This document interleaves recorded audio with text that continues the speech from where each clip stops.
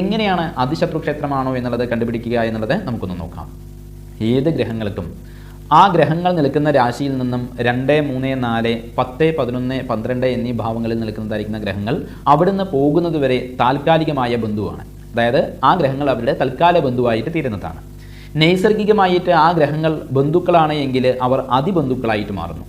അതുപോലെ തന്നെ ആ ഗ്രഹങ്ങൾ താൻ നിൽക്കുന്ന രാശിയിൽ നിന്നും മറ്റു ഭാവങ്ങളിൽ, അതായത് 5, 6, 7, 8, 9 ലഗ്നം എന്നീ ഭാവങ്ങളിൽ നിൽക്കുന്നതായിരിക്കുന്ന ഗ്രഹങ്ങൾ അവിടെ നിന്നും പോകുന്നത് വരെ ആ ഗ്രഹത്തിൻ്റെ തൽക്കാല ശത്രുക്കളാണ്. ഇവർ പരസ്പരം നൈസർഗികമായി ശത്രുക്കളാണ് എങ്കിൽ അതിശത്രുക്കളായിട്ട് തീരുന്നതാണ്. അങ്ങനെ നോക്കുന്നതായിരിക്കുന്ന സമയത്തിൽ ഈ ജാതക പ്രകാരം സൂര്യൻ നിൽക്കുന്ന ഇടവം രാശിയിൽ നിന്നും 5, 6, 7, 8, 9 ലഗ്നം എന്നീ ഭാവങ്ങളിലാണ് ശുക്രൻ നിൽക്കുന്നത് എങ്കിൽ ആ ശുക്രൻ സൂര്യൻ്റെ അതിശത്രുവാണ് എന്ന് അനുമാനിക്കാം.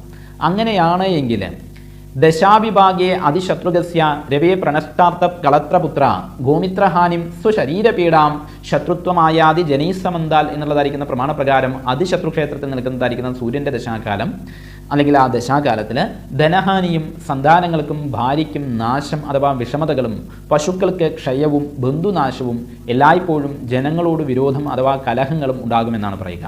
വളരെയധികം ശ്രദ്ധിക്കേണ്ടതായിരിക്കുന്ന ഒരു കാലഘട്ടമാണ് ഈ കാലഘട്ടമായിരിക്കും ഇങ്ങനെ അതിശത്രു ക്ഷേത്രത്തിലാണ് ആ സൂര്യൻ നിൽക്കുന്നത് എങ്കിൽ ആ ദശാകാലത്തിൽ അനുഭവമാവുക.